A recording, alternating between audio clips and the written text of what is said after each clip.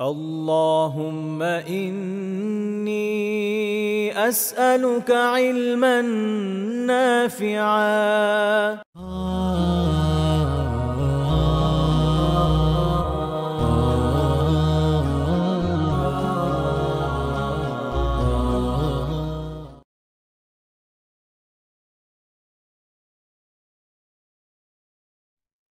الحمد لله والصلاة والسلام على رسول الله أشهد أن لا إله إلا الله وحده لا شريك له وأشهد أن محمدا عبده ورسوله أما بعد আল্লাহ তাআলার অশেষ মেহেরবানিতে আমরা রাসূলুল্লাহ সাল্লাল্লাহু আলাইহি ওয়াসাল্লামের পবিত্র জীবন থেকে তার জীবন আদর্শের একটা ঝলক পাওয়ার চেষ্টা করে যাচ্ছি। সেই প্রয়াসে আজকে আমাদের ২৬তম পর্ব। আলহামদুলিল্লাহ, এটা আল্লাহ তাআলার অনেক শুকরিয়া। এত লম্বা সময় আমরা পার করে আসতে পেরেছি এবং আলহামদুলিল্লাহ আপনারাও সাথে ছিলেন। এজন্য আল্লাহ তাআলা আপনাদের সবাইকে জাযায়ে খায়ের দান করেন। আমিন। এরকম একটা প্রয়াস, আ সেখানে আপনারা সাথে থাকার কারণেই আমাদের পক্ষে এগিয়ে যাওয়া সম্ভব হয়। তো আপনারা তো অবশ্যই আছেন আল্লাহ তাআলার সন্তুষ্টির জন্য।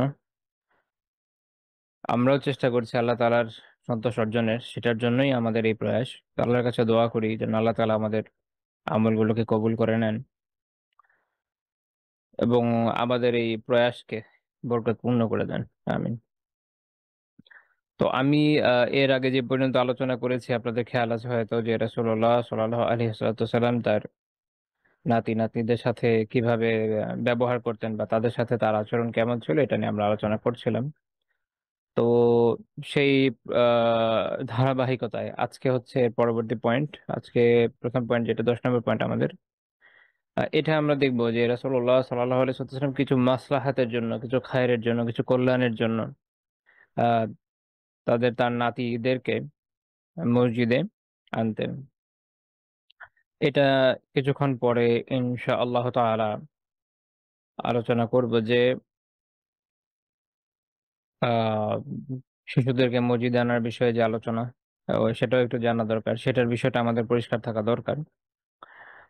তো তার আগে আমরা একটু দেখি যে তিনি বিভিন্ন খায়রের জন্য, কল্যাণের জন্য, মাসলাহাতের জন্য, ফায়দার জন্য নাতিকে বা নাতিদেরকে কখনো মসজিদে এনেছেন। আমরা কিছু এমন বর্ণনাও দেখব যেখানে তার আনতে হয় নাই। যেহেতু আপনারা যদি আগেকার ম্যাপ দেখেন দেখবেন যে মসজিদে নববীর আগের যে পুরাতন যে স্থাপত্য আল্লাহ রাসূলের সময়কার অনেক ছোট এবং সেটার খুব একদম প্রায় কাছাকাছি, খুবই কাছাকাছি উম্মাহাতুল মুমিনিনদের এবং উম্মাহাতুল মুমিনিনদের যে ঘরগুলো সেগুলো খুব কাছাকাছি ছিল এবং সেই ঘরগুলোরই এক কোনায় ছিল ফাতেমা রাদিয়াল্লাহু তাআলা আনহার বাড়ি। তো এই হিসাবে আসলে খুব বেশি দূরত্ব না। বাচ্চারা যখন দৌড়ঝাঁপ করতে শিখে তাদের ধরে নিয়ে আসতে হয় না। ছেড়ে দিলে এত কাছের দূরত্ব দৌড় দিয়ে এমনি চলে আসবে। তো এরকম কিছু ঘটনা ঘটেছে, আমরা এগুলো দেখবো ইনশাআল্লাহ তাআলা। যেমন সহিহ বুখারীর ৩৬২৯ নম্বর হাদিস, আবু বকর রাদিয়াল্লাহু তাআলা আনহু বলছেন, আমি যার নাম শুনেছেন আবু বাকরাহ, আবু বাকরাহ রাদিয়াল্লাহু তাআলা আনহু, আবু বাকরাহ আস-সাকাফি। আবু বকর না। অনেকে আবু বকর মানে অনেকে মনে করেন যে আবু বকর থেকে আবু বাকরা লিখলো কিনা কেউ। এবং আমার একটা অভিজ্ঞতা আছে, একবার কোন একটা বইয়ের কাজ করছিলাম, সেখানে যিনি অনুবাদ করেছেন ওনার যেহেতু যিনি উলুমের সাথে ভাবে পরিচয় নাই, আমি আমার খুব আছে এটা বলছি না, বাট আলহামদুলিল্লাহ যেহেতু সম্পাদনার দায়িত্ব পেয়েছিলাম অতটুকু আস্থা পেয়েছে দেখে দিয়েছিল। যাই হোক, তো যিনি করছিলেন তিনি একদমই ইংরেজি কোনো একটা বই থেকে অনুবাদ করছিলেন, তো তো ওই হিসাবে বললাম। তো তিনি আবু বাকরা যেখানে পেয়েছেন আবু বাকর বানিয়ে ফেলেছেন। মনে করেছেন যে একই লোক, হয়তো এনি হাউ ভুল হয়েছে ইংরেজি অনুবাদকের। তো যাই হোক না, আবু বাকর রাদিয়াল্লাহু তাআলা আনহু একজন ভিন্ন সাহাবী। আবু বকর না উনি। আবু বকর রাদিয়াল্লাহু তাআলা আনহু তায়েফের বাসিন্দা ছিলেন। তায়েফ অবরোধের সময় একটা ঘোষণা দেওয়া হয়েছিল যে যে সকল গোলাম তায়েফের দুর্গ থেকে পালিয়ে আসবে তারা আজাদ। তো ওই সময় আবু বকর রাদিয়াল্লাহু তাআলা আনহু আপনার কপি কলের মাধ্যমে উপর থেকে নিচে পালিয়ে রাসূলুল্লাহ সাল্লাল্লাহু আলাইহি ওয়াসাল্লামের কাছে আসেন। তো এই হচ্ছে তার ইসলাম গ্রহণ এবং সাহাবী হওয়ার গল্প। তো আবু বকর রাদিয়াল্লাহু তাআলা আনহু বলছেন যে আমি একদিন একদিন রাসূলুল্লাহ সাল্লাল্লাহু আলাইহি ওয়াসাল্লাম আমাদের কাছে আসলেন এবং হাসান রাদিয়াল্লাহু তাআলা আনহু তার সাথে, এবং তিনি তাকে নিয়ে মিম্বরে উঠলেন। এটার মাসলাহাতের জন্য আমরা সেই কল্যাণটা দেখবো। তিনি কি বললেন? বললেন যে ইবনি হাদা সাইয়্যিদ, আমার এই সন্তান অর্থাৎ এই নাতি, সে হচ্ছে সাইয়্যিদ, সে হচ্ছে সর্দার, সে হচ্ছে নেতা। ওয়ালা আল্লাহ আইয়ুসলিহা বিহ বাইনা ফিআতাইনি মিনাল মুসলিমিন, হয়তো আল্লাহ তাআলা তার মাধ্যমে মুসলিমদের দুইটা দলের মধ্যে সন্ধি করিয়ে দেবেন। তো এটা একটা খুব গুরুত্বপূর্ণ হাদিস এই জন্য যে আমরা জানি যখন উসমান রাদিয়াল্লাহু তাআলা আনহুর শাহাদাতকে কেন্দ্র করে একটা ফিতনা উম্মার ভিতর মাথাচাড়া দিয়ে ওঠে, এবং তাকে যারা হত্যা করেছে সেই হত্যাকারীদের সহযোগী হিসাবে যারা ওই সময়ে মদিনাতে ছিল, আমি কিন্তু বলছি না হত্যাকারী, খুব ভালো করে খেয়াল করেন, যারা হত্যা করেছে তারা না, সেই হত্যাকারীদের মানসিক সমর্থক হিসাবে ওই সময় যারা শহরে ছিল সেই ব্যক্তিদেরও কি বিচার করা হবে কি হবে না, বা তারাও হজযোগ্য হবে কি হবে না, এই ইখতিলাফকে কেন্দ্র করে উম্মার মধ্যে একটা ফিতনা মাথাচাড়া দিয়ে ওঠে। কারণ ওসমান রাদিয়াল্লাহু তাআলা খুনি যারা, তারা একদম সরাসরি যারা হত্যাকাণ্ডে অংশ নিয়েছে তাদেরকে অন দ্য স্পটই হত্যা করা হয়। ওসমান রাদিয়াল্লাহু তাআলার একজন দাস এবং বেশ কয়েকজন সাহাবী তাদের উপর ঝাঁপিয়ে পড়েন। এদের সাথে একটা সেকেন্ডারি গ্রুপ ছিল সাপোর্ট গ্রুপ হিসাবে, তারা পালিয়ে যায়। পালিয়ে বর্তমান ফিলিস্তিন আহ, এবং শামের সীমান্ত মানে সিরিয়ার সীমান্তবর্তী একটা অঞ্চলে একটা গুহায় আশ্রয় নেয়। এখানে মুআবিয়া রাদিয়াল্লাহু তাআলার সৈন্যরা তাদেরকে ধরে ফেলে এবং তাদের ওখানে বিচার করা হয় এবং তাদের মৃত্যুদণ্ড কার্যকর করা হয়। এদের এদের নিয়ে ইখতিলাফ নেই, ইখতিলাফ এটা নিয়ে যে যারা ওই সময় অবরোধে অংশ নিয়েছিল, যে বিপুল পরিমাণ মানুষ বিভিন্ন জায়গা থেকে এসে বিভিন্ন তথ্যের উপর বেস করে এদেরকেও সহযোগী হিসেবে বিচার করা হবে কি হবে না, এই একটা বিষয় নিয়ে একটা বড় ইখতিলাফ ছিল আলী এবং মুআবিয়া রাদিয়াল্লাহু তাআলা আনহুমের ভিতরে। তো এইটা নিয়ে যে একটা ইখতিলাফ আপনারা জানেন ইতিহাস থেকে, যেটা গ্রাজুয়ালি অনেক অনেক দূর চলে যায়। তো এইটা ওই সময় রাসূলুল্লাহ সাল্লাল্লাহু আলাইহি ওয়াসাল্লাম জানিয়ে দিচ্ছেন যে তাদের যে এটা মিনাল মুসলিমিন, মুসলিমদের দুই গ্রুপের ভিতরে তাদের মধ্যে যে এটা হচ্ছে মতপার্থক্য হচ্ছে, এটার সুলহ, এটার সন্ধি সমাধান করে দেবে আমার এই সন্তান। এবং হাসান রাদিয়াল্লাহু তাআলা আনহু তাই করেছেন। আলী রাদিয়াল্লাহু তাআলা আনহুর শাহাদাতের পর হাসান রাদিয়াল্লাহু তাআলা আনহুই খলিফা নিযুক্ত হন খুব অল্প সময়, 6 মাসের জন্য। এবং তারপর তিনি উম্মার বৃহত্তর কল্যাণের দিকে তাকিয়ে আহ মুআবিয়া রাদিয়াল্লাহু তাআলা আনহুর কাছে এই দায়িত্বটা ছেড়ে দেন। তো এটা একটা আজিম বিষয় যে রাসূলুল্লাহ সাল্লাল্লাহু আলাইহি ওয়াসাল্লাম এত আগে এই বিষয়ে ভবিষ্যৎবাণী করেছেন। এটা নবুয়তের দলিল সমূহের ভিতরে একটি, অর্থাৎ নবী আল্লাহ তাআলা প্রদত্ত জ্ঞানের মাধ্যমে অনেক দূরবর্তী বিষয় সম্পর্কে ভবিষ্যৎবাণী করেন এবং সেটা বাস্তব সত্য হিসেবে পরিগণিত হয়। এবং এখানেও এটা একটা খুব গুরুত্বপূর্ণ বিষয় যে যারা, তাহলে এখানে দুটো গ্রুপ ছিল। খাওয়ারিজরা যেরকম মনে করেছে যেটা আছে কাফের, খাওয়ারিজরা উভয় গ্রুপকে কাফের করতে, এটা ভালো একটা কথা মনে রাখেন যে খারিজিদের বৈশিষ্ট্য কি। খারিজিদের খুব গুরুত্বপূর্ণ বৈশিষ্ট্য এটা ভেবে বলেন যে খারিজি আসলে কারা, আসলে খারিজি কারা, এটা বোঝার উপায় হচ্ছে সাহাবীদের যুগে যারা বের হয়েছিল। আমাদের সময়ে নেম ট্যাগিং তো অনেক বেশি হয়। মনে রাখেন যে হাদিসে যেমন আছে মুনাফিকের 3টি বৈশিষ্ট্য বা 4টি বৈশিষ্ট্য, যে কথা বলে, মিথ্যা বলে, আমানত রাখলে খেয়ানত করে, তাই না? এক এক রেওয়ায়তে আছে যে যখন ঝগড়া লাগে তখন মুখ খারাপ করে, গালিগালাজ করে। তো এগুলো কিন্তু মুনাফিকের বৈশিষ্ট্য। এর মানে এই না যে একজন মুসলিমের মধ্যে এই বৈশিষ্ট্য থাকলে তাকে মুনাফিক বলে দেওয়া হবে। এটা হচ্ছে তার আমূলী বৈশিষ্ট্য, অর্থাৎ যে মুনাফিক তার মধ্যে এই বৈশিষ্ট্যগুলো পাওয়া যায়। জরুরি না যে মুসলিম সেও এই বৈশিষ্ট্যের অধিকারী হওয়ার কারণে এতাকাদি বা বিশ্বাসগত মুনাফিক হবে, যারা জাহান্নামের সর্বনিম্ন স্তরে হবে, এরকম না। বরং এটা হলো সতর্ক করে দেওয়া যে এই বৈশিষ্ট্যগুলো থাকলে এটা কিন্তু মুনাফিকদের ইউজুয়ালি থাকে, এটা মুমিনদের থাকার কথা না। এবং এগুলো প্রত্যেকটা কবিরা গুনাহ। তো কোনো মুমিন বা মুসলিমের মধ্যে যদি এটা থাকে, সে ওই সময় এবং গণহারে যদি করতে থাকে, তাহলে সে ফাসিক হয়, কিন্তু সে কাফের হয় না মুনাফিকদের মতো। এটা পার্থক্যের বিষয়। অর্থাৎ বৈশিষ্ট্য একটা দুইটা থাকলেই কেউ ঠিক ওই বৈশিষ্ট্যের অধিকারী যে সম্প্রদায় তার অন্তর্ভুক্ত হয়ে যাবে, এটা জরুরি না। এটা বোঝা খুব দরকার। এবং এইটার কারণে দেখা যাচ্ছে একটা দুইটা পয়েন্টের কারণে অনেক সময় যে কেউ যে কারোর উপর যে কোনো কথা বলে বসে, এটা খেয়াল রাখা দরকার। তো যারা খাওয়ারিজ, তারা আলী রাদিয়াল্লাহু তাআলা আনহুর সময় তারা আত্মপ্রকাশ করে। আলী রাদিয়াল্লাহু তাআলা আনহু যখন তাদের বিরুদ্ধে জিহাদের ডাক দেন, তিনি তো প্রথমে দেন নাই, তিনি প্রথমে তাদের ব্যাপারে সবর করেন ততদিন পর্যন্ত যতদিন না তারা একজন সাহাবীর আহ উপরে সীমা লঙ্ঘন করে, একজন মুসলিমরা নারীকে হত্যা করে তার পেট চিরে ফেলে, যিনি গর্ভবতী ছিলেন, এইরকম সীমা লঙ্ঘন যখন তারা করে, তখন আলী রাদিয়াল্লাহু তাআলা আনহু এদের বিরুদ্ধে জিহাদের ঘোষণা দেন। খুব গুরুত্বপূর্ণ বিষয় হলো এখানে, তখনও আলী রাদিয়াল্লাহু তাআলার সাথে সাহাবী এবং অন্যান্য তাবিঈদের যে বিশাল জামাত, তারা অনেকেই এখানে যুদ্ধ করতে আগ্রহী ছিলেন না। এর কারণ হচ্ছে যে এরা তো, এক হচ্ছে যদি বাগী হয়, বাগী মানে হচ্ছে যে হলো শাসক, সরাই শাসক যিনি খলিফা, তার বিরুদ্ধে বিদ্রোহী, তার বিরুদ্ধে কোরআনের নির্দেশ অনুযায়ী লড়াই করা, জিহাদ করা বৈধ। এই যে বাগী, এটাকেও ফিখের পরিভাষায় খুরুজ বলে। বাগাওয়াত যেটা, বিদ্রোহ যেটা, এটাকে ফিখের পরিভাষায় কি বলে? খুরুজ, বের হয়ে যাওয়া শাসকের আনুগত্য থেকে। এখানে যে বাগী, যে বিদ্রোহী, তাকে আরবিতে খারেজিও বলে। এবং এই কারণে অনেক সময় ফকিরা সমার্থক হিসেবে এটা ব্যবহার করেছেন।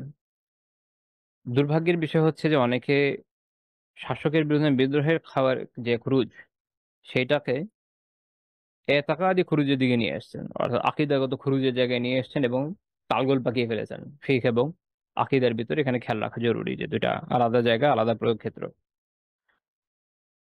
আহ তো যখন আলী রাদিয়াল্লাহু তাআলা ইনাদের বিরুদ্ধে জিহাদের ঘোষণা দিলেন, যাদের ব্যাপারে বিশেষ করে এই খাওয়ারিজদের ব্যাপারে তো হাদিসে আসছে, আপনারা জানেন যে তাদের জাহান্নামী হওয়ার ব্যাপারে বিভিন্ন বর্ণনা আসছে। কিন্তু সাহাবে এবং তাবির ওই সময় কেন আগ্রহী হচ্ছেন? কারণ তারা ওই সময় পরিপূর্ণ বাগাওয়াত করে নাই। কাজেই তাদের বিরুদ্ধে কিভাবে লড়বেন? এবং তারা মুমিন, বাহ্যিকভাবে নামাজ পড়ছে আলহামদুলিল্লাহ, অনেক তেলাওয়াত করছে। অপরাধ হয়েছে, অপরাধ হওয়ার কারণে তার তার বিরুদ্ধে পুরো একটা গ্রুপকে আপনি হত্যা করবেন না, ইত্যাদি ইত্যাদি কিছু বিষয় আছে।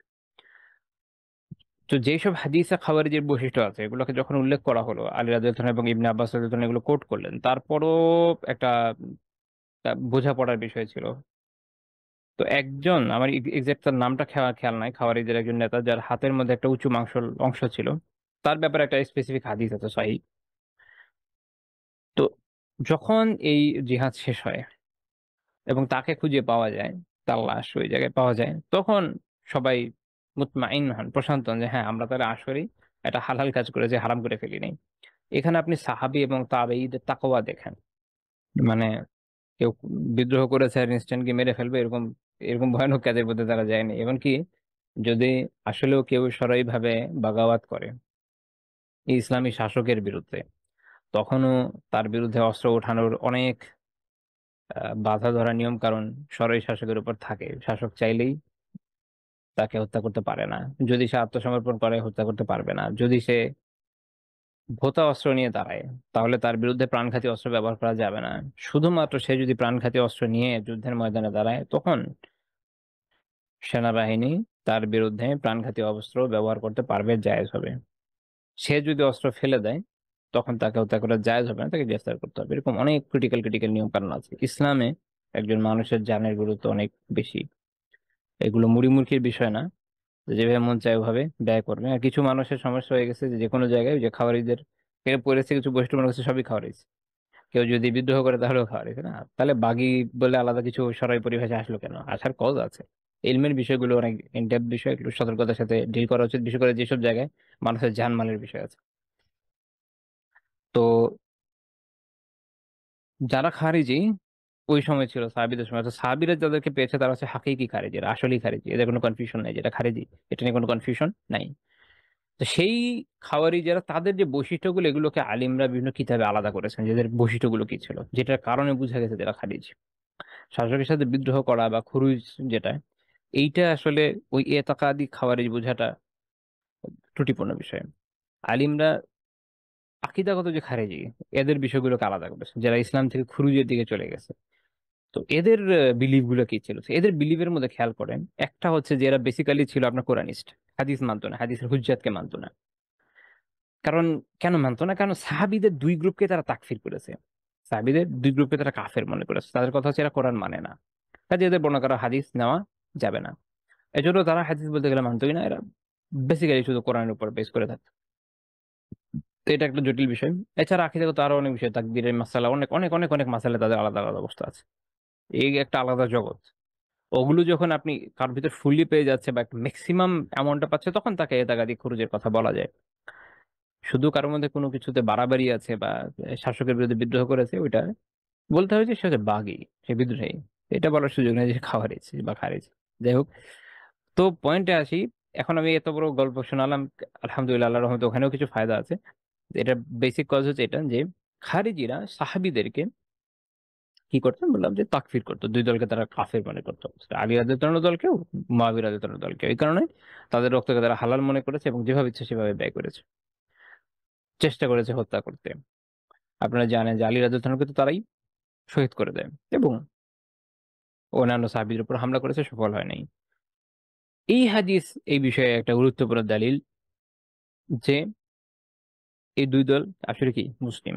কারণ আল্লাহ রাসূল কি বলছেন, আইয়ুসলিহা বিহি বাইনা ফিআতাইনি মিনাল মুসলিমিন, যে তার মাধ্যমে মুসলিমদের দুইটা বড় দল এর মধ্যে সন্ধি হয়ে যাবে। তেমন এটা যে মুসলিম কেউ কাফের নয়, এটা খেয়াল রাখা খুব জরুরি। ইভেন ফাসিকও বলেন না আল্লাহ রাসূল। দুজনই মুসলিম। আহ, উভয়ে যার যার মতো ইজতিহাদ করেছেন, একজন সঠিক একজন ভুল করেছেন, বাট বিশুদ্ধ নিয়তের সাথেই করেছেন। ইমাম বাইহাকী রাহিমাহুল্লাহ তার কিতাব আল ইতিকাদে এই বিষয় নিয়ে সুন্দর আলোচনা করেছেন এই হাদিসের উপরে। আচ্ছা, তারপরে আসেন, তার আমি যেটা বলছিলাম যে ওই যে তিনি এই যে একটা মাসলাহা, একটা কল্যাণের বিষয়ে মানুষকে জানানো, এইটাই কল্যাণের জন্য, এই ফায়দার জন্য হাসান রাদিয়াল্লাহু আনহু তিনি কোথায় উঠলেন, মিম্বারে উঠলেন। যেমন আমরা দেখেছি যে রাসূলুল্লাহ সাল্লাল্লাহু আলাইহি ওয়াসাল্লাম একবার মিম্বরে উঠে সালাত আদায় করেছিলেন, কেন? সবাইকে দেখানোর জন্য। মিম্বর তো সালাতের স্থান না, কারণ ওখানে ঠিক মতো রুকু সিজদা করা যায় না। তো ওটা দেখিয়েছেন হচ্ছে যাতে সবাই দেখে এবং বুঝে যে নামাজ যেভাবে হয়। তো এই জন্য উনি সাধারণ নিয়মের যেটা সেটা ব্যতিক্রম ঘটিয়ে হাসান রাদিয়াল্লাহুকে সাথে বসালেন বা রাখলেন, এটা বোঝানোর জন্য। এই হচ্ছে এখানকার খায়ের। আমরা আরেকটা হাদিস দেখে আবু বুরায়দা রাদিয়াল্লাহু তাআলা আনহু, যে একবার তিনি বলছেন যে একবার রাসূলুল্লাহ সাল্লাল্লাহু আলাইহি ওয়াসাল্লাম আমাদের উদ্দেশ্যে খুতবা দিচ্ছিলেন, খুব গুরুত্বপূর্ণ জায়গায় যে খুতবা দিচ্ছেন ওই সময়। তখন হাসান ও হুসাইন রাদিয়াল্লাহু তাআলা আনহুমা তারা আসলেন, লাল কামিজ পরা, লাল কাপড় পরা, এবং তারা আসছেন এই অবস্থায় যে ইয়ামশিয়ান ও ইয়াসরান, তারা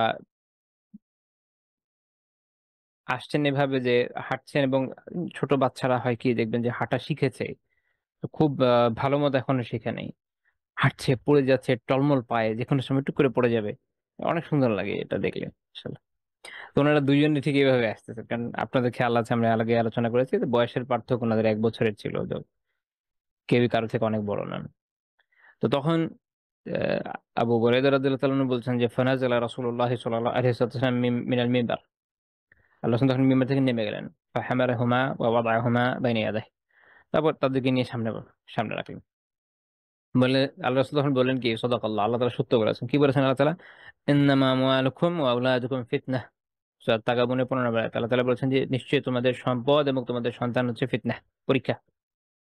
সম্পদের মধ্যে যেমন পরীক্ষা আছে, তার মানে এই না যে আমরা সম্পদ অর্জন কি করব, বন্ধ করে দিচ্ছি, এরকম না। ওইটাকে সঠিকভাবে এই পরীক্ষায় যেন কৃতকার্য হওয়া যায় ভাবে ব্যবহার করতে হয়। সেমনি সন্তানের মধ্যেও পরীক্ষা আছে, এবং সন্তানের পরীক্ষা আল্লাহ আলাম বর্তমান জামানায় যদি বলতে চান সম্পদের পরীক্ষা থেকে অত্যন্ত ভয়ানক। একদিক থেকে পরীক্ষা এটা যে সন্তানকে আপনি আল্লাহ তাআলার আল্লাহ তাআলার পরিচয় ঠিকমতো দিতে পারছেন কিনা, দিন সম্পর্কে জানাতে পারছেন কিনা, হেদায়েতের উপর রাখতে পারছেন কিনা। হেদায়েতের মালিক তো আল্লাহ তাআলা, কিন্তু আমাদের কাজ হচ্ছে যে আমরা যেন আমাদেরটুকু দিই, আমাদের কর্তব্যটা পালন করি। এটা পারছি কিনা, এটা বড় পরীক্ষা। সন্তানের জন্য বাবা মা অনেক সময় বিপথে যায়, সেটা একটা বড় পরীক্ষা।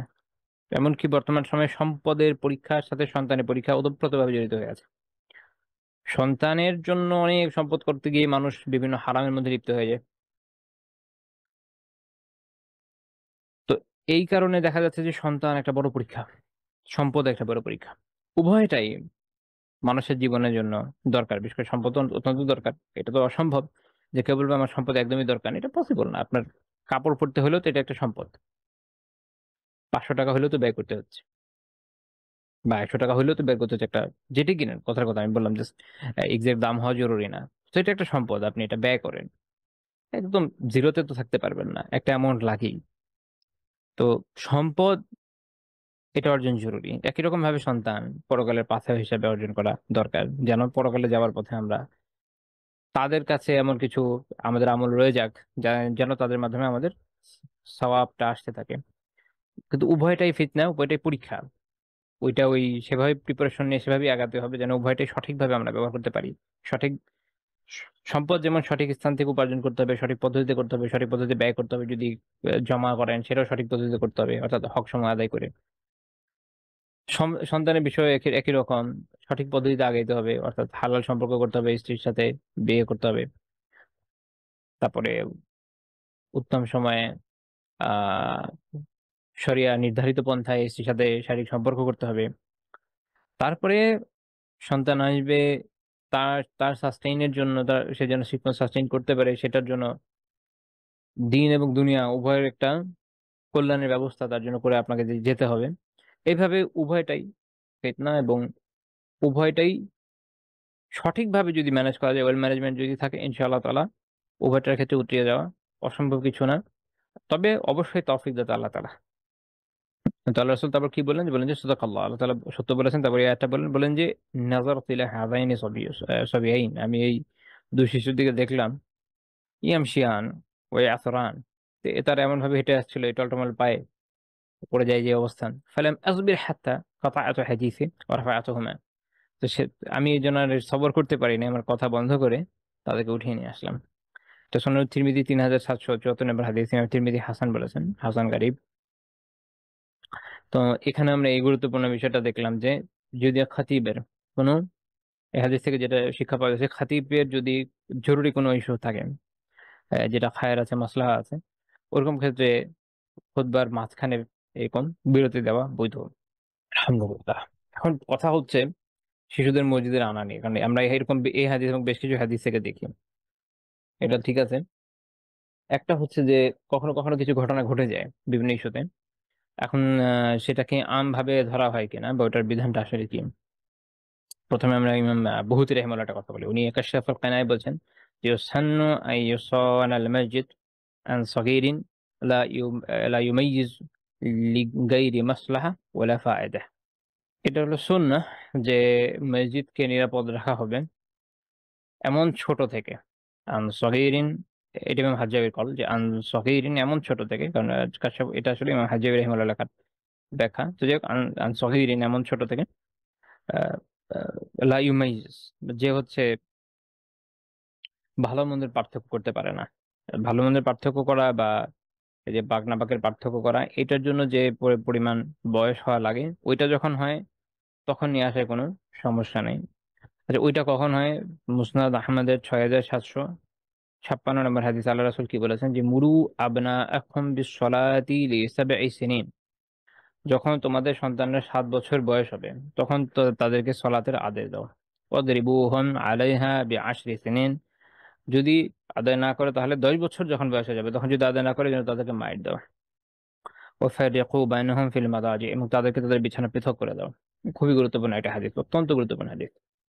অনেক ফিতনার দরজা এটা বন্ধ করে দেয়। এক হচ্ছে বর্তমান সময়ে অনেক বেশি, এখান এখান থেকে বুঝে গেল যে সলাৎ এর আদেশ দেয়া এটা শুরু হবে 7 বছর বয়স। এই জন্য 7 বছর বয়স হচ্ছে আপনার তামিয়িজের বা এই পার্থক্যকরণের, এজ অফ ডিফারেন্সিয়েশন। যখন একটা বাচ্চা, তার এই বোধ হয়, পাক না পাক সে অলরেডি বুঝতে পারে, আলহামদুলিল্লাহ, কোন জায়গায় কি করা যাবে কি করা যাবে না বোঝা যায়, সে বোঝে। কাউকে ডিস্টার্ব করা না করার পার্থক্য সে বোঝে। এরকম বয়সে তাকে সলাতের নির্দেশ দেওয়া হয়েছে, কারণ এটা তার জন্য গুরুত্বপূর্ণ, এখন সে এটাকে নিতে পারবে। এখন যেই বিষয়ে যার উপরে ফরজ না, তার ওখানে সেটা নেওয়াটা কিনা মেশরু বা সরাই ভাবে এটার কোনো নির্দেশনা থাকে না, কারণ এই একই প্যাসেজ ইমাম বহুতী রহমাল্লাহ বলছেন, এবং আইয়ুসহানা আম মাজনুন হায়ালা জুনুনে, এবং যে পাগল, তার পাগলামির অবস্থায় তার থেকে মসজিদকে নিরাপদ রাখতে হবে। এখানে মূল ইস্যুটা হলো এই, দেখেন যে যে পাগল, সে যতদিন পাগল আছে তার উপর থেকে শরিয়ার বিধান রহিত থাকে। এখন আপনার মনে হতে পারে মসজিদ অত্যন্ত গুরুত্বপূর্ণ জায়গা, এখানে স্পিরিচুয়াল ব্যাপার স্যাপার আছে, অনেক পাগল আছে। মজনুন যেটা না, এটা হলো জিন, যে ওই শব্দ থেকে রিলেটেড। তো জিনে ধরা রোগীদেরকে, মানে আগে যখন পাগল হতো যখন কেউ, তখন তাকে বলতে ছিল জিনে ধরা। এখান থেকে আরবি এই শব্দ আসছে মাজনুন। তো বলতে পারতে পারেন যে হ্যাঁ জিনে ধরেছে এই জন্য এই অবস্থা, যেহেতু তো মসজিদে নিয়ে রেখে দিয়ে খুব ভালো হবে, বাট এটা সঠিক অবস্থান নয়, কারণ এতে অন্যদের নামাজের বিঘ্ন হবে এবং সে পাক না পাকের বিষয় বোঝে না, ওখানে টয়লেট করে দিতে পারে, এনিথিং ক্যান হ্যাপেন। এই জন্য বহুত রেহমাল উভয়ের ক্ষেত্রে, শিশুর ক্ষেত্রে, পাগলের ক্ষেত্রে কি বলছেন যে লিআন্নাহুম লাইসু মিন আহলিহ, কেন সে হচ্ছে এটা, তারা হচ্ছে এটার ইয়ান আহল না, মসজিদ তাদের জন্য না, তাদের জন্য এই বিধান না। যখন তারা এটা, পাগল যখন সুস্থ হয়ে যাবে, একজন শিশু যখন এটা বোঝার বয়সে চলে আসবে, তখন তাকে নিয়ে আসেন, তখন তাকে নিয়ে আসেন, বারবার নিয়ে আসেন, নিয়মিত নিয়ে আসেন। আসতে থাকলে তার মধ্যে সলাতের ভালোবাসা পয়দা হবে, সেই পরিবেশের আশ্বস্ত হবে, এবং সে নিয়মিত নামাজ আদায় করবে ইনশাআল্লাহ তাআলা। তো মূল বিষয় হচ্ছে নার্চার, তখন আপনি করতে সক্ষম হবেন। এখন যে এটা বুঝেই না, তাকে আপনি ডেইলি নিয়ে আসতেও আসলে তো বেনিফিট হবে না, সেটা কিছুই বোঝে না, এবং সে নিজে বিরক্ত হয়ে যাবে যে এখানে কেন আটকে রাখা হচ্ছে। একটা ছোট, একদম ছোট বাচ্চা যারা, ওরা কথাবার্তা না বলে তো থাকতে পারে না, খুব বিরক্ত হয়ে যায়, কেন এখানে আছি, কখন বের হয়ে যাব, এত ডিস্টার্ব করে। ইভেন যারা তাদের সাথে নিয়ে আসেন, তাদের অনেকের ক্ষেত্রে দেখা যায় যে তাদের নিজেদেরই নামাজ ভেঙে যাচ্ছে, এদের বারবার কথা, ইভেন কথা বলছে অনেকে। অনেকে আমি এরকম দেখেছি যে বাচ্চার সাথে, আপনার বাচ্চা খুব ডিস্টার্ব করছে, তো বাচ্চার সাথে কথা বলছে নামাজের মধ্যে, দুই রাকাত মনে করেন চলে গেছে এরকম, মাসালা যায় না। এই কোথাও শুনতে দু একটা ভিডিও দেখেছেন, যেখানে তাদের খুব আগ্রহ হয়েছে যে হ্যাঁ নিয়ে যাওয়া দরকার খুব। এখন নিয়ে তো যাবেন ঠিক আছে, এমন লোককে যদি নিয়ে যান যার ওইটা বোঝার বয়সই হয় নাই, বা যার ওটার উপলব্ধি নাই, তখন তো আসলে সেটা দিয়ে উপকৃত হবে না। যেমন পাগলকে ধরে নিয়ে গেলে তো সে বুঝবে না, তার ওই বোঝার ক্ষমতা নেই। একটা বাচ্চারও ওই পরিমাণ মানসিক বিকাশ হয় নাই যেটাতে সেটা বুঝতে পারে। যখন সে বুঝবে ইনশাল্লাহ তাহলে, ইনশাল্লাহ তাআলা তখন তার বেনিফিট হবে, যখন এরকম বয়স তার হবে। তো যে হাদিস বললাম এটা মুসনাদ আহমদে, আর সেটা সনদ হাসান। তো এটা হচ্ছে বিধান, এবং এই যে মাসালাটা বললাম এটা জুমহুর ফুকাহার অবস্থান। এটা হাম্বলি, শাফিঈ এবং মালিকি আলিমদের মুফতাবি কওয়াল, এটা তাদের মাযহাবের মূল অবস্থান। হানাফি আলিমদের তো এরকম মত আছে যেটা নেওয়াটা হারাম, আর বাকিরাও সেটা হারাম বলে দেয়, বাকিরা হচ্ছে যেটা মাকরু হবে যদি নেওয়া হয়। তবে এর মূল কথা হচ্ছে তবে, সেটা কখন, সেটা হচ্ছে লিগাইরি মাসলাহা ওয়ালা ফায়দা, যদি কোনো মাসলাহা না থাকে, যদি কোনো কল্যাণ না থাকে, ফায়দা না থাকে। যদি কোনো মাসলাহা থাকে, কোনো কল্যাণ থাকে এর মধ্যে, যেমন এখানে একটা কল্যাণের বিষয় আছে, হাসান রাদিয়াল্লাহু নিয়ে গেছে, কোনো ফায়দা আছে এটার ভিতরে। আপনি কোথাও যাচ্ছেন, আপনার সাথে আপনার বাবু, তাকে আপনি ডাইপার পরায় রাখছেন, আলহামদুলিল্লাহ, তার নষ্ট করার কোনো স্কোপ নাই আপাতত। এখন আপনি মাগরিবের সময় তখন ধরেন নামাজ, আপনি যদি চিন্তা করেন না বাবু নিয়ে একদম যাই, আমার পুরো জার্নি শেষ হোক, ঢাকার রাস্তার এই ভয়ানক জ্যাম পার করে আমি মাঝরাতে বাসায় পৌঁছে তখন পড়বো, তার থেকে এটাই ভালো, এটাই ফায়দামন্দ যে আপনি মসজিদে বাবুকে সাথে নেন, কোনো সমস্যা নেই, এক সাইডে রাখেন নিজের সাথে, নামাজটা শেষ করেন, টুক করে বেরিয়ে আসেন। এখানে একটা ফায়দা আছে। তো এরকম যেসব জায়গায় দরকার, প্রয়োজন, কোনো মাসলাহা আছে, ফায়দা আছে, সেসব জায়গায় হতে পারে, কোনো সমস্যা নেই। যেন ইমাম বহুতে ইমাম কি বলছেন, লিগাইরি মাসলাহাতিন ওয়ালা ফায়দা, অর্থাৎ এটা তখন তার মানে সে যাবে না যখন এটা কোনো কল্যাণ নেই বা কোনো ফায়দা নেই। কল্যাণ থাকবে, ফায়দা থাকবে, নিয়ে যান, সেটা দেখার বিষয় আলাদা। তখনও খেয়াল রাখার দরকার যেন ওনাদেরকে যথাসম্ভব বিরক্ত না করে নিজের কাছে রাখেন। শাইখ ইভেন শেখ বিন বাজ রাহিমাহুল্লাহর ফতোয়াতে এটা আছে, ওনাকেও জিজ্ঞেস করা হলো, উনি একই কথা বলেছেন যে যদি 7 বছর বয়স হয় তাহলে এটা মুস্তাহাব যে বাচ্চাকে নিয়ে যাবে, যেন সে অভ্যস্ত হয়, তার আগে না। এবং শেখ হুসাইন রাহিমাহুল্লাহ এটা খুব গুরুত্বপূর্ণ একটা কথা বলেছেন যে যদি দেখা যায় যে কেউ এরকম নিয়ে গেল, এখন আমরা তো তাকে কি করব, না বলবো না এই বের হয়ে যাও বের হয়ে যাও, এটা কোনো ভালো কথা না। কেন শুধু শুধু বাচ্চাটার মনে ভয় দেখাবে, বরং তাকে তো অভ্যস্ত করতে হবে তার সাথে।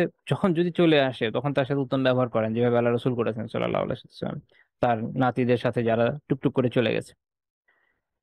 আহ এবং যদি একা চলে যায়, তাহলে তো তাকে বের করার কোনো প্রয়োজনই নেই। এটা জরুরি না যে তাকে বের করে দিতে হবে, এটা ভালো করে বুঝছেন। এটা হচ্ছে একটা মাসআলা বোঝায় যে সেটা তার যাওয়ার বয়সটা কখন বা সে কখন যাবে। এখন একটা বাবু আসছে, আমার কোনো প্রয়োজন নাই যে তাকে আমি জোর করে বের করে দেব বা তার সাথে রাফ বিহেভ করবো, এরকম আমরা করবো না ইনশাল্লাহ তাআলা। আমরা একটা মাসআলা বুঝছি, আমরা আবার কয়েক লাইন বেশি বুঝি, এটা হলো সমস্যা।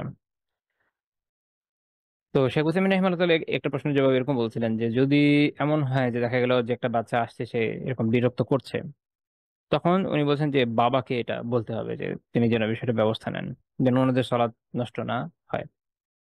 মানে এখানে একটা খুব মজার বিষয় আছে, শেখ হুসাইন রহমানুল্লাহ একটা কথা বলছেন, বলছেন যে তো এই জন্য বলবেন যে এখনকার সময় এরকম যে আপনি নিজে যদি শাসন করতে যান, এটা নিয়ে একটা ঝামেলা হবে, ঝগড়াঝাটি মারামারি হয়ে যেতে পারে, না আদাওয়া শত্রুতা তৈরি হতে পারে। তো এই জন্য বাবুর বাবাকে বলতে হবে সাথে যদি নিয়ে আসে। তো আমি যখন এটা পড়ি আমার খুব মজা লাগলো, আর আমি এটা একদম পুরো আরো বিচিত্র ঘটনা দেখেছি আমার নিজের জীবনে। আমাদের এখানে এক মসজিদে, আলহামদুলিল্লাহ এখানে মুসল্লিরা অনেক ভালো, অনেক জায়গা আছে দেখবেন ছোট ছোট বাচ্চা নিলে বকা টকা দিয়ে দেয়, ওরা এরকম কিছুই করে না। তো এক ভাই তার দুই দুইটা বাবু নিয়ে আসতেন, দুজন মিলে মাশা আল্লাহ পুরো মসজিদ মাতিয়ে রাখতো আর কি। এবং আহ, মানে অনেক অদ্ভুত অদ্ভুত কাজই তারা করতো। ধরেন আপনি সামনে সূত্র রেখে নামাজ পড়ছেন, সূত্র নিয়ে এসে চলে গেছে, এগুলো নিয়ে কোথায় চলে গেছে, এর সামনে থেকে এটা, ওর সামনে থেকে ওটা নিয়ে সব হাওয়া। মানে আপনি যদি নামাজ পড়েন আর কথার কথা আপনার সামনে আপনার আহ ধরেন আপনার অ্যাপলের মোবাইল ফোনটা আপনার সামনে রেখে সুন্দর করে নামাজ পড়ছিলেন, একটা পিচ্চি এসে নামাজের মধ্যে নিয়ে চলে গেল আপনার ওই নামাজ, দেখে কি অবস্থা হবে এটা তো আপনি আশা করি সবাই বোঝেন। তো যাই হোক এরকম বিভিন্ন বিভিন্ন সমস্যা হচ্ছে। তো মুরব্বীরা একদিন ভদ্রলোককে এটা বললেন যে আসলে আপনার তো এই বিষয়টা একটু সতর্ক হওয়া দরকার। তো দেখলাম ভদ্রলোক খুবই রেগে গেলেন। তো পরে আমি যখন শেখের লেখাটা পড়ছিলাম তখন আমার মনে হলো যে আসলে এখন তো সিচুয়েশন খুব বিচিত্র, আপনি যাকে যাই বলেন না কেন সবাই যেহেতু আলহামদুলিল্লাহ আমরা অনেক ভালো বুঝি, বেশিও বুঝি, তাই জন্য কাউকে বোঝানো কিছু বলাটা আসলে অনেক ক্ষেত্রে খুব কষ্টকর। হ্যাঁ, আমরা আমাদের কাজটা করি যেন আমরা আরেকজনের হক না নষ্ট না করি, আমরা চেষ্টা করি আমাদের মতো যতটুকু সম্ভব নেক আমলের উপর থাকা। কারণ আমরা তো আর সবাইকে মানিতে পারবো না, এটা বাস্তবতা। আর যাই হোক, এখন আমরা এর পরের পয়েন্টে যাব। তাহলে এখান থেকে আমরা দেখলাম যে এরকম কল্যাণের জন্য নিয়ে যাওয়া। 12 নম্বর পয়েন্ট হচ্ছে যে সলাতের মধ্যে তিনি তার নাতিকে ইভেন বহনও করেছেন, এরকম বর্ণনা আছে সলাতের মধ্যে।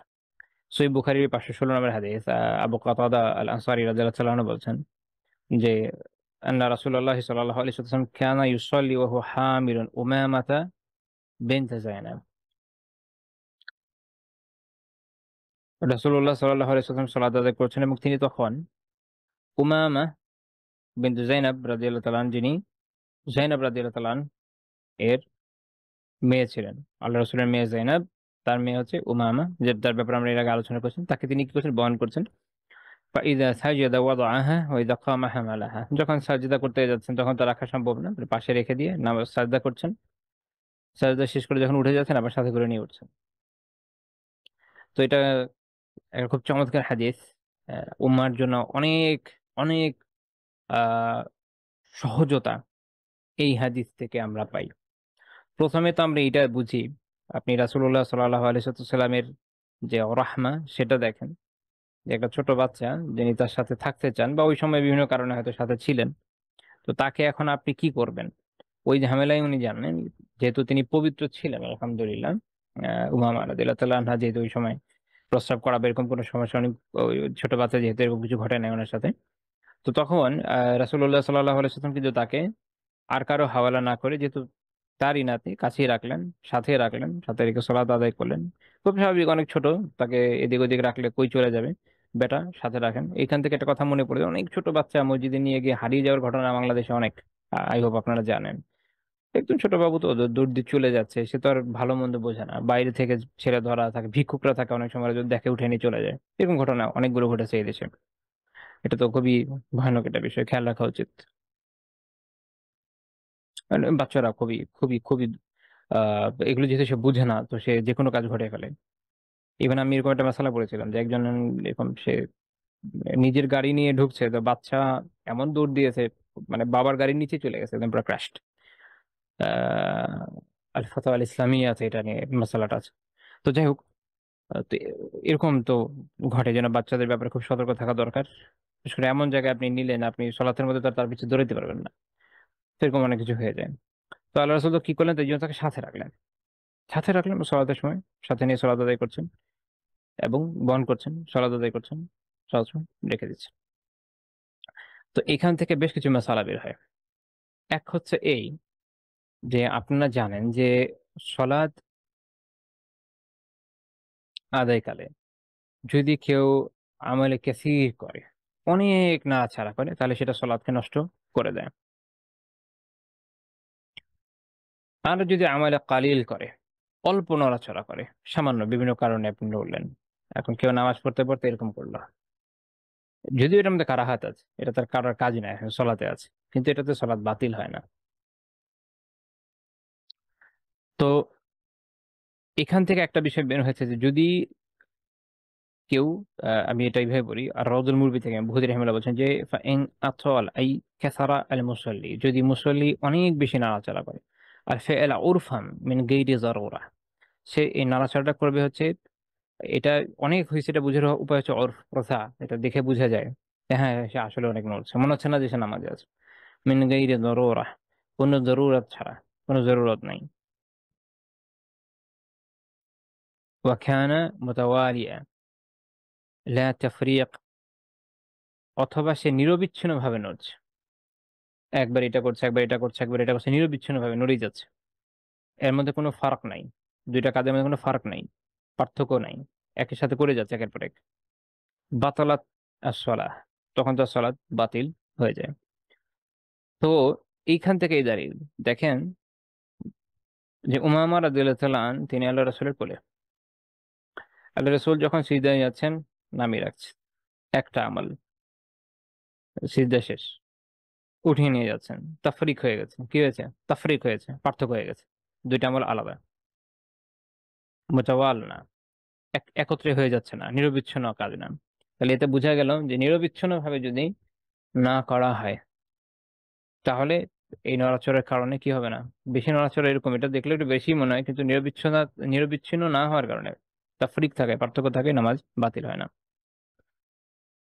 শেখ উসাইমিন রাহিমাহুল্লাহ শারহুল মুমতিতে বলতেছেন যে মিন গায়রি যারুরা দিয়ে ব্যাখ্যা করতে বলছেন যে এর, তুমি বলছেন যে উলিম, এটা এটা জানার বিষয়ে জানা জানা থাকুক যে আন্নাহু ইযা কাসুরাতিল আমাল, আন্নাহু ইযা কাসুরাতিল আফআল লিয-যারুরা, যদি জরুরতের জন্য, যদি জরুরতের জন্য এরকম বেশি আহ, আহ, বেশি নাড়াচাড়া করা লাগে, তাহলে সেটা সলাৎকে বাতিল করবে না, বলে বাসাবি, এতে কোনো সমস্যা নাই। তার মানে কারণ ওই যে আমরা ইমাম আহ হাজ্জাবি জাদুল মুস্তাকনিতে যেটা বলছেন যে মিন গায়রি দারুরা, জরুরত ছাড়া, যেটা ইমাম বুহুতি এখানে পরে কোট করছেন ব্যাখ্যায়, আর রাউদুল মুরবিতে শেখ উসাইমিন ওখান থেকে নিচ্ছেন, যে তার মানে হচ্ছে যদি জরুরতের জন্য হয় তাহলে সমস্যা হবে না, তাহলে সলাৎ বাতিল হবে না। যেমন আপনি সলাতে দাঁড়িয়ে আছেন, আপনার আমি ভাইদের উদ্দেশ্যে বলছি, লুঙ্গি পরে আছেন, এবং লুঙ্গি বাঁধতে আপনি অত্যন্ত অপারগ।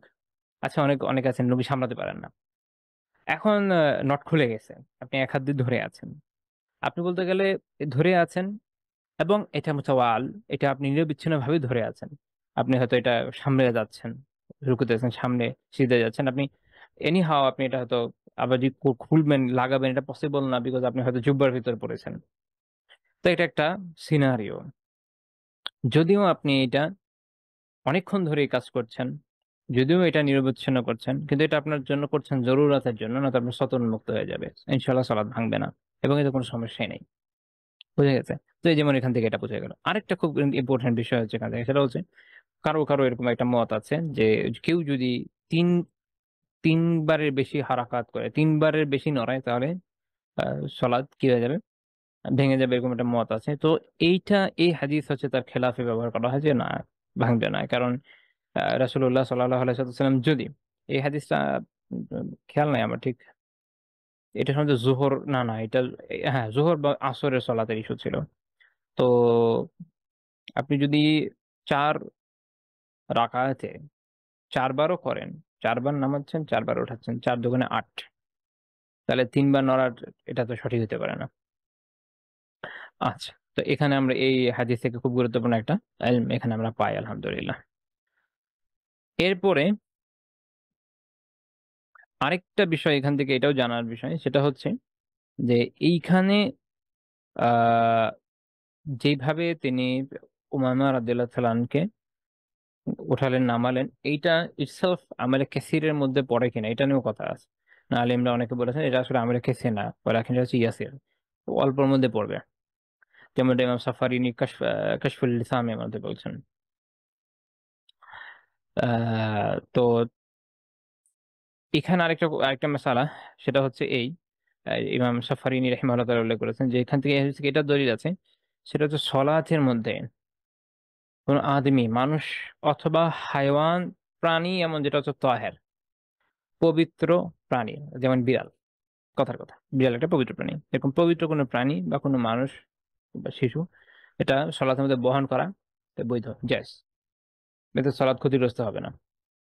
বেশ কিছুদিন আগে হয়েছিল না কোথাও একটা করোনার পরে নাকি ইয়েতে মাঝে মাঝে আমার খেয়াল নাই, কোনো এক দেশের কোনো এক ইমাম সাহেব একটা ভিডিও ভাইরাল হয়েছিল, একটা বিড়াল ছিল তার কাছে, এটা জায়েজ, এটা কোনো সমস্যা নেই। বিড়াল নড়াচড়া করলে ওটা আমাদের কাছে মধ্যে না। আমি আমাদের দেশের অনেকে দেখেছি এটা নিয়ে অনেক লেখালেখির সময় করেছেন, আল্লাহ আলাম, বাট এটা যেহেতু সে ভদ্রলোক তাদের মাথা ফলো করেন না, স্বাভাবিক না, সেই মাসালা তো তাদের অনুযায়ী করবেন না, ওনার ওনার মাযহাব অনুযায়ী। ইমাম শাফিঈ মাযহাব এটাই, হাম্বলীদের মাযহাব এটাই, যে যদি এরকম প্রাণী থাকে যারা তাহের, হাইওয়ানা তাহেরা, তাহলে কোনো সমস্যা নেই, এটা বহনযোগ্য, এতে সলাৎ ক্ষতিগ্রস্ত হবে না। বাকি জরুরত ছাড়া এটা করা উচিত না, কোনো ইস্যু হচ্ছে, আসছে উঠে গেছে, সমস্যা নেই, সলাৎ ক্ষতিগ্রস্ত হবে না এই। বা পালিয়ে যাবে, হয়তো আপনার একটা বিড়াল আছে, আপনি সাথে নিয়ে আসছেন, বিড়াল পালিয়ে যেতে পারে, তখন আপনি কোথায় খুঁজে বের করবেন কিভাবে, আপনি সাথে রাখলেন, এটা পসিবল। ইমাম ফাকিহানি রাহিমাহুল্লাহ তাআলার একটা কওয়াল ইবনে হাজার রাহিমাহুল্লাহ ফাথুল বারীতে উল্লেখ করেছে, এটা খুবই গুরুত্বপূর্ণ একটা কথা উল্লেখ করেছে, যে রাসূলুল্লাহ সাল্লাল্লাহু আলাইহি ওয়াসাল্লাম উমামা রাদিয়াল্লাহু আনহা কিভাবে বহন করলেন কেন। একটা তো আমরা কিন্তু মাসালা দেখলাম, অনেকগুলো মাসালা।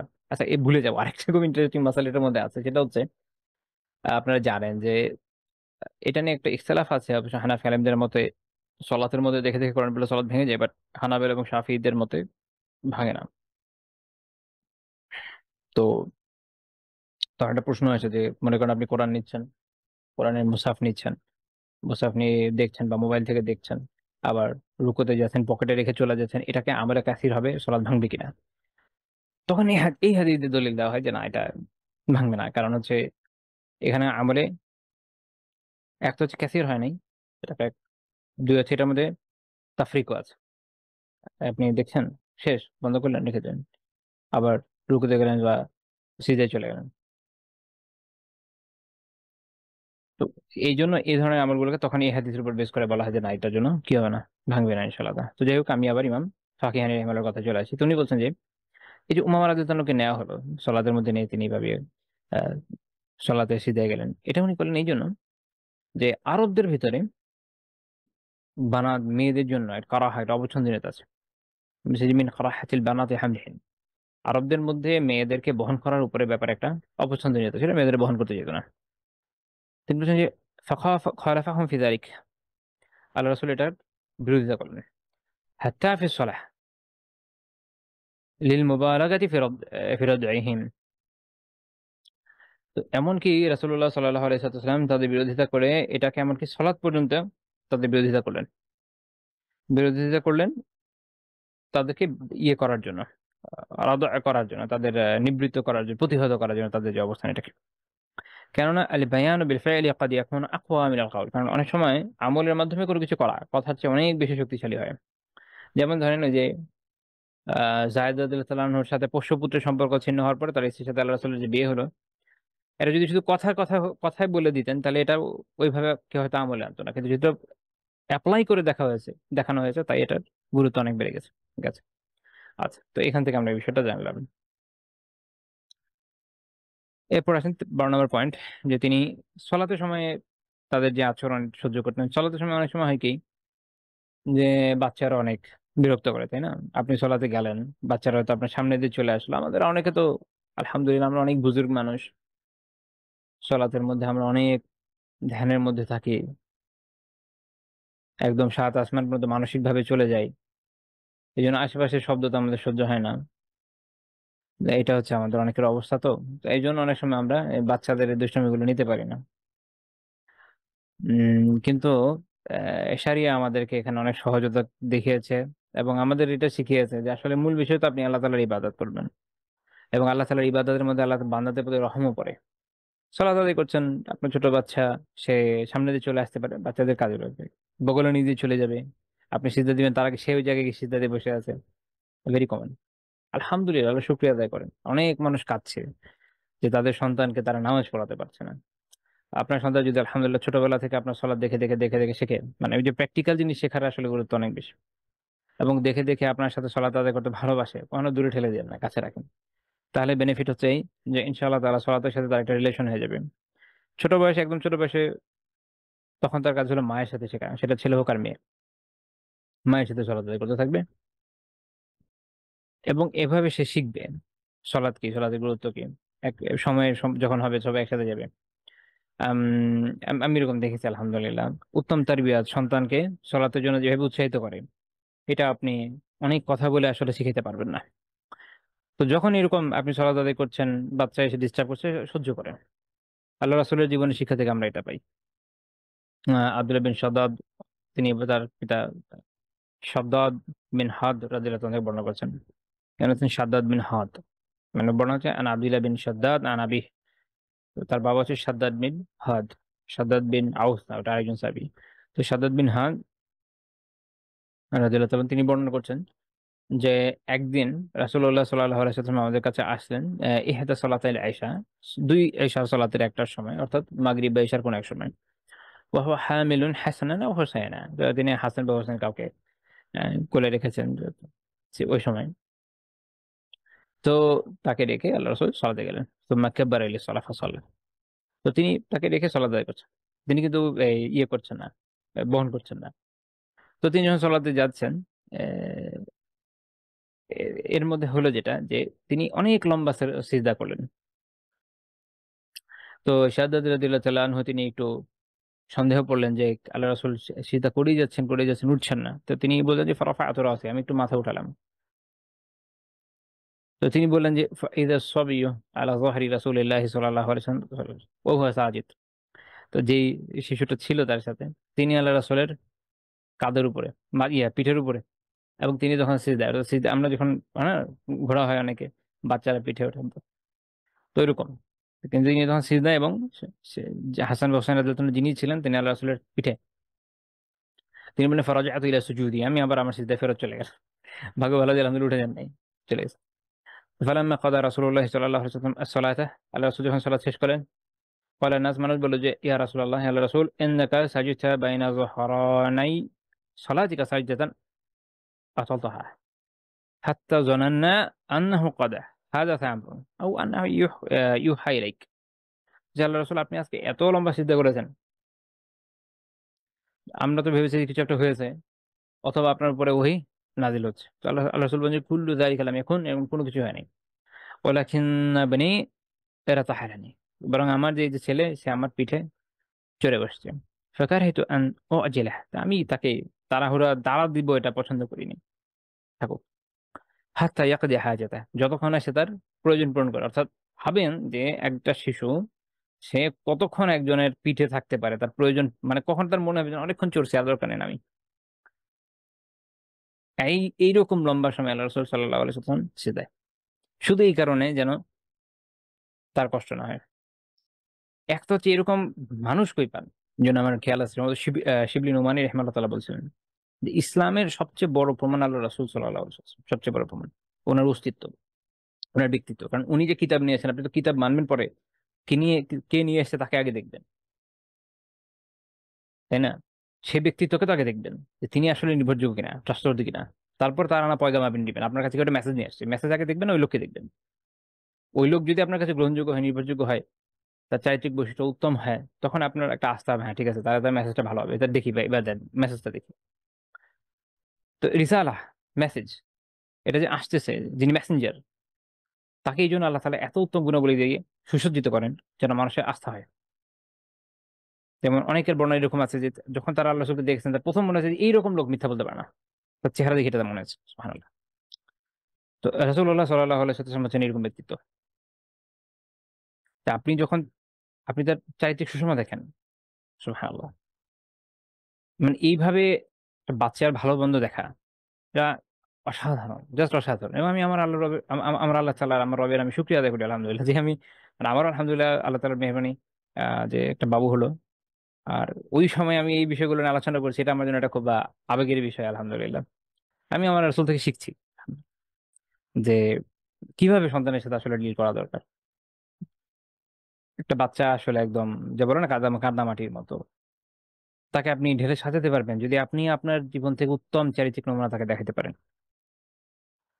আবার তাকে যদি আপনি ঠিকমতো কেয়ার নেন, তাহলে না সে আপনার উত্তমভাবে কেয়ার নেবে।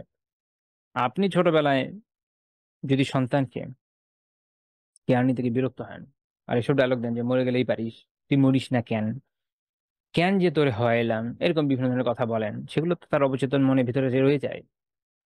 তো এটার ফলাফল যখন সেই জীবনে দেখেন, অনেকে দেখে, আল্লাহ আমাদের হেফাজত করলেন, তখন হতাশ হয়ে যায় যে আরে কত কিছু করলাম। হ্যাঁ, আপনি কোটি কোটি টাকা দিয়ে যেতে পারেন, কিন্তু তার ভিতরে ওই ভালোবাসাটা তৈরি করতে পারেন নাই, যেটা একদম শুরুতে করে দেওয়ার কথা ছিল। ফলে তার শিক্ষা, তার উপার্জন, এটা আর আপনার কাজে আসছে না। এটা আমাদের শিক্ষা নেওয়া উচিত, আল্লাহ রাসূলের জীবন থেকে বেশি করে শিক্ষা নেওয়া উচিত যে কিভাবে বাচ্চাদের সাথে আমাদের ডিল করা দরকার। তো এই হাদিস ইমাম নাসাই রহমানুল্লাহ সুনানে উল্লেখ করেছেন 1141 নম্বর হাদিস। আর ইমাম হাকিম রহমান মুস্তাদরাকে উল্লেখ করেছেন 4775 নম্বর হাদিস। ইমাম হাকিম বলছেন যে হাদিস সাহিহুন আলা শারতি শাইখাইন, ইমাম বুখারী মুসলিমের শব্দ অনুযায়ী সহিহ। ইমাম যাহাবী রাহিমাহুল্লাহ তাআলা খিসের মধ্যে সেম কথাই বলেছেন। তো এখান থেকেও কিছু ফিকহি মাসালা আমরা শিখি। একটা হচ্ছে এরকম, যেমন ইমাম জাবির রাহিমাহুল্লাহ কাশফুল কিনায় বলছেন। হুম। জি, হুজুর বলছেন যেমন ইমাম বুহুরী রাহিমাহুল্লাহ তাআলা কাশফুল কিনায় বলছেন যে ওরা ব্যাস বিতাতঈল সুজুদি লিউযর, যদি আপনার ওযর হয়, ওযরের কারণে আপনি লম্বা সিজদা করেন, কোনো সমস্যা নেই, বৈধ। এমনি সুন্নাত হচ্ছে সিজদাগুলো প্রায় সম দৈর্ঘ্যের হওয়া, কিন্তু কোনো ওযর হলো, কোনো প্রয়োজন হলো, সেটার জন্য আপনি যদি লম্বা সিজদা করেন তো বৈধ, সমস্যা নেই। আরেকটা হচ্ছে যেমন ইমাম আল্লামা ইথিবি রাহিমাহুল্লাহ তাআলা ওনার যাখিরাতুল উকবা ফি শারহিল মুজতাবার মধ্যে বলছেন যে এখান থেকে এটা একটা শিক্ষার বিষয়, সেটা হলো যে যদি মামুম মুক্তাদি ইমামের আগেই মাথা উঠিয়ে ফেলে জন্নান, এই চিন্তা করে যে মিনহু আন্নাহু রাফা, যে যদি মুক্তাদি মনে করে যে ইমাম উঠে ফেলছে, আমি তো টের পাইনি, এই জন্য উঠে ফেলে, তাহলে সালাত বাতিল হবে না। আউলি গাইরি তারিক বা এর বাইরে অন্য কোনো কারণে, এরকম যেমন মনে হলো ইমাম কি মরে গেল কিনা, তাই না, এরকম মনে করো উঠে দেখলো না ইমাম আস্তই আছে এবং সে এখন সিধে আছে, তখন সে কি করবে, আবার ফেরত চলে যাবে, তাতে তার সলাৎ বাতিল হবে না। আচ্ছা, আমার হলো এই পয়েন্ট। এবার আসেন তারপরের পয়েন্ট আমরা চলে যাই, 13 নম্বর পয়েন্ট। সেটা হচ্ছে যে হাসান এবং হোসেন রাদিয়াল্লাহু তাআলা আনহু দেখা গেছে যে অনেক সময় এরকম সালাতের মধ্যে আল্লাহ রাসূলের পিঠে চড়ে বসেন, এবং এটার কারণে তিনি মোটেও রাগান্বিত হন নাই। আবু হুরায়রা রাদিয়াল্লাহু তাআলা এটা বর্ণনা করেছেন, সেটা মুসনাদ আহমদের 10659 নম্বর হাদিস, যে উনি বলছেন যে কুনা নুসাল্লি মা রাসূলিল্লাহি সাল্লাল্লাহু আলাইহি ওয়াসাল্লাম আল ইশা, আমরা আল্লাহ রাসূলের সাথে ঈশা সালাত আদায় করছেন। ফাইদা সাজদা ওয়াসাব আল হাসান ওয়াল হুসাইনু আলা যাহরি, তিনি যখন সিজদায় যাচ্ছেন, হাসান এবং হোসেন রাদিয়াল্লাহু তাআলা তার পিঠে উঠে যাচ্ছেন। যখন তিনি সিজদা থেকে উঠছেন, ফাইদা রাফা রাসা, যখন মাথা উঠাচ্ছেন, কি করছেন, আখাযহুমা বিয়াদিহি মিন খালফি আখাযান রাফিকা, কোমলতার সাথে তাদেরকে ধরছেন। তারপরে ফায়াদাহুমা আলাল আরদ, আস্তে আস্তে জমিনে নামিয়ে দিচ্ছেন। সব সময় এত অতি দীর্ঘ সময় সেভাবে দিয়েছেন এরকম না, এর আগের জায়গাতে যেমন আমরা দেখতাম এরকম না, এখানে কি করছেন, নামিয়ে দিচ্ছেন, কিন্তু আস্তে করে নামিয়ে দিচ্ছেন, যেন তারা ব্যথা না পায়, যেন পড়ে না যায়, তাদের যেন কষ্ট না হয়, আস্তে করে নামিয়ে দিচ্ছেন, নামিয়ে দিয়ে নিয়ে উঠে যাচ্ছেন। তারপর যখন আবার তিনি সিজদে যাচ্ছেন, তার আবার যাচ্ছে, এইভাবে আর কি। তো সালাত শেষে আবু রায়দা বলছেন যে আমি আল্লাহ কাছে গিয়ে বললাম যে আমি তাদেরকে ইয়ে করি, তার আমার কাছে দিয়ে আসি। তো তখন আল্লাহ বলছেন যে ইলহাকা বি উম্মিকুমা, তোমরা তোমাদের মায়ের কাছে যাও। তখন আল্লাহ তাদেরকে দিয়ে দিলেন। তো ওই সময় আকাশে অনেক বজ্র চমকাচ্ছিল। আবু রায়দা বললেন যে বারাকাত বারকা, খুব বজ্রপাত, মানে খুব বজ্র চমকাচ্ছিল, মেঘ অনেক আপনার বৃদ্ধি চমকাচ্ছিল ওই সময়। কিন্তু যখন তিনি বের হলেন, ফামাকাসা দাউহা হাত্তা দাখালা, তো তখন এটা দূর হয়ে গেল যতক্ষণ না তারা তার মার কাছে গেল। আল্লাহ আলাম, এটার মধ্যেও একটা মজিদার বিষয় থাকতে পারে। তো এটা সনদ হাসানের বর্ণনার এবং এটার উপর ভিত্তি করে ইমাম শওকানি হলো নাইলুল আওতারে বলছেন ওয়া হুয়া ইয়াদুল্লু আলা আন্না মিসলা হাযাল ফি'লি আল্লাযী ওয়াকা মিনহু সাল্লাল্লাহু আলাইহি ওয়াসাল্লাম গায়রু মুফসিদিন লিসসালাহ। এখান থেকে এটা বোঝা গেল যে রাসূলুল্লাহ সাল্লাল্লাহু আলাইহি ওয়াসাল্লাম থেকে এখানে যে ধরনের কাজ প্রকাশ পেয়েছে আমরা যা দেখছি, এইরকম আমল করলে এইরকম কাজের মাধ্যমে সালাত বাতিল হয় না, সালাত থাকে, সালাত নষ্ট হয় না, মুফসিদ হয় না, নষ্ট হয় না। মুসনাদেরই 20,516 নম্বর হাদিস, আবু বকর রাদিয়াল্লাহু আনহু বলছেন যে একবার রাসূলুল্লাহ সাল্লাল্লাহু আলাইহি ওয়াসাল্লাম সালাত আদায় করছেন। হাসান রাদিয়াল্লাহু তাআলা একবার তার কাঁধে চড়ছেন, তার পিঠে চড়ছেন। বাচ্চারা উঠে চলে কোনো কাঁধে যাবে, পিঠে যাবে এই আরকি। তো রাসূলুল্লাহ সাল্লাল্লাহু আলাইহি ওয়াসাল্লাম তাকে এমনভাবে নামালেন, আস্তে করে নামিয়ে দিচ্ছেন যেন সে পড়ে না যায়। লিয়াল তারপরে হচ্ছে এটা একাধিকবার হলো। তো সাহাবীরা জিজ্ঞেস করেন যে, "ইয়া রাসূল, আপনি হাসানের সাথে আজকে এমন কাজ করলেন যেটা আমরা আপনাকে মা রাআইনাকা সানাতা, এটা আপনাকে ইউজুয়ালি আমরা করতে দেখি না।" অর্থাৎ এই বিষয়গুলো যেগুলো আমরা বর্ণনা পাচ্ছি এগুলো একটু রেয়ার কেস, কয়েকবার হয়েছে, খুব রেগুলার না, এটাও খেয়াল রাখা দরকার। বাট কয়েকবার থেকে আমরা কিছু মাসালা পেয়েছি। ব্যতিক্রম কি? এই ব্যতিক্রম হচ্ছে এখান থেকে আমরা এই মাসালা পেলাম। তো তিনি বলেন যে ইন্নাহু রায়হানাতি মিনাদ দুনিয়া, সে হচ্ছে আমার এক সুগন্ধি ফুল এই দুনিয়ায়। ওয়া ইন্না ইবনি হাযা সাইয়্যিদ, আমার এই ছেলে হচ্ছে সাইয়্যিদ, সে হচ্ছে সর্দার, সে হচ্ছে নেতা। ওয়া আসাল্লাহু আইয়ুসলিহা বিহি বাইনা ফিআতাইনি মিনাল মুসলিমিন, এবং আশা করি যে তার মাধ্যমে আল্লাহ তাআলা মুসলিমদের দুটো দলের মধ্যে সন্ধি করে দিবেন। শুআয়ব রাহিমাহুল্লাহ তাআলা এই সনদকে হাসান বলেছেন আর হাদিসটি সহিহ। তো এরপর আমরা আরেকটা পয়েন্ট আমি আলোচনা করতে চেয়েছিলাম আজকে, কিন্তু আমার মনে হয় ওইটা আমি আলোচনা করতে গেলে অনেক সময় লেগে যাবে। তো এখানে আমরা আপাতত এই পর্যন্তই রাখছি ইনশাআল্লাহ তাআলা। আল্লাহ তাআলা আজকে যে আমরা আলোচনা করেছি তার উপর ভিত্তি করে আমাদের নিজেদের জীবন গঠনের তৌফিক দান করুন, ইলমটা আমাদের অর্জনের তৌফিক দান করুন, আমাদের নিজেদের জীবনটাকে নববী আদর্শে ঢেলে সাজানোর তৌফিক দান করুন, আমরা যেন আল্লাহ তাআলার সন্তুষ্টির জন্য ইলম শেখা এবং চর্চার মধ্যে নিযুক্ত হতে পারি এবং তার পছন্দনীয় আমল করতে পারি। আল্লাহ তাআলা সেই তৌফিক দান করুন, আমিন। সুবহানাকাল্লাহুম্মা বিহামদিকা লা ইলাহা ইল্লা আনতা আস্তাগফিরুকা ওয়া আতুবু ইলাইক।